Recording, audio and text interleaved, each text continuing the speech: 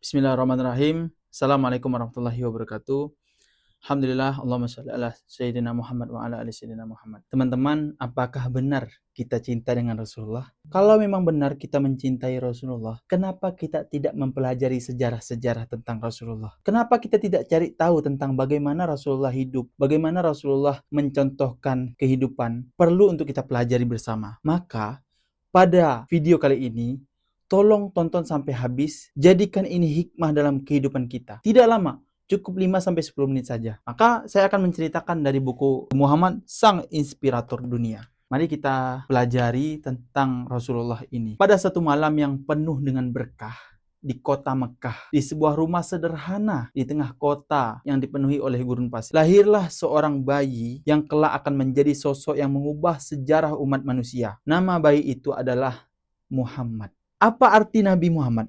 Apa arti dari nama Muhammad tersebut? Sudah tahu belum? Kalau belum tahu, maka pelajarilah.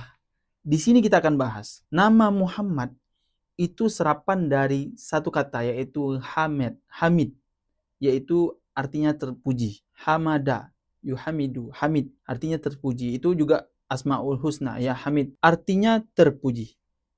Nah, namun kelahiran Rasulullah ini bukanlah sebuah peristiwa biasa, jadi melainkan sebuah mukjizat yang membawa cahaya dunia. Ibu Nabi Muhammad, Siti Aminah namanya, adalah seorang wanita yang penuh kebaikan dan ketulusan. Ia adalah seorang janda yang telah kehilangan suaminya. Siapa suaminya atau ayah Rasulullah, siapa namanya? Abdullah. Ketika ia sedang mengandung Nabi Muhammad, Abdullah pun wafat, meninggal dunia sebelum Nabi Muhammad itu lahir. Jadi Rasulullah itu sudah kehilangan ayah sejak dalam kandungan, meninggalkan Aminah dengan perasaan kesedihan yang mendalam. Namun Aminah merasakan sesuatu yang berbeda saat mengandung Nabi Muhammad. Seakan-akan ada keajaiban yang menyertai setiap langkahnya. Ketika saat kelahiran tiba, Aminah merasa kesulitan. Nah, tapi dari kesulitan itu, tiba-tiba datanglah seorang wanita yang penuh dengan cahaya. Beliau namanya siapa?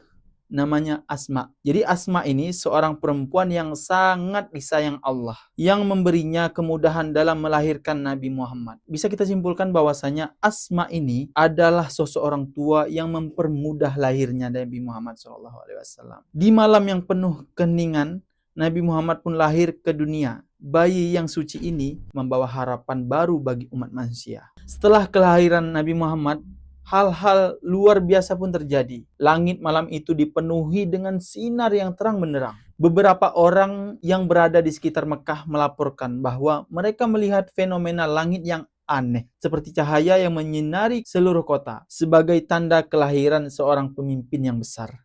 Bayangkan, ketika Rasulullah lahir, maka itu langit itu sangat bercahaya.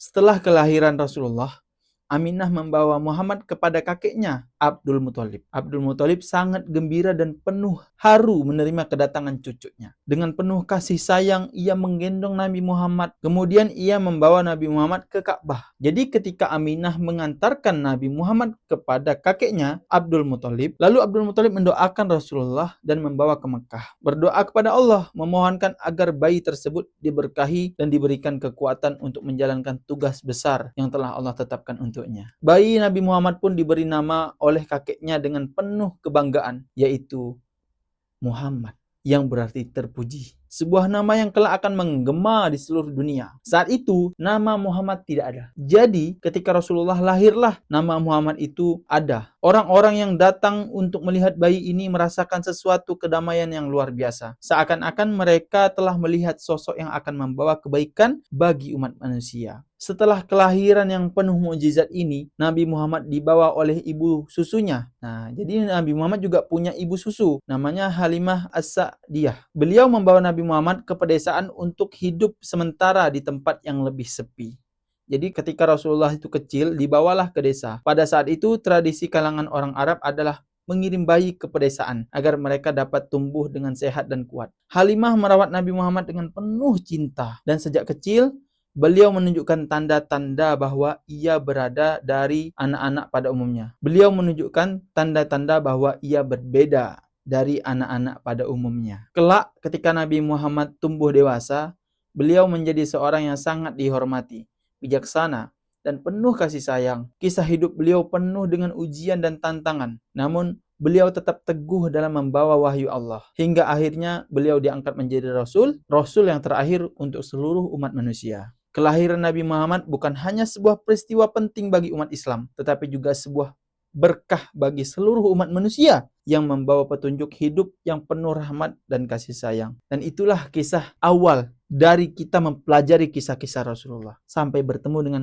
konten-konten berikutnya, dan kita akan bahas detail tentang bagaimana Rasulullah itu menjadi orang-orang yang profesional, dan semoga orang-orang yang menonton video ini dan kita semuanya bisa mendapatkan syafaat dari Rasulullah SAW. Wabillahi taufiq wal hidayah. Assalamualaikum warahmatullahi wabarakatuh.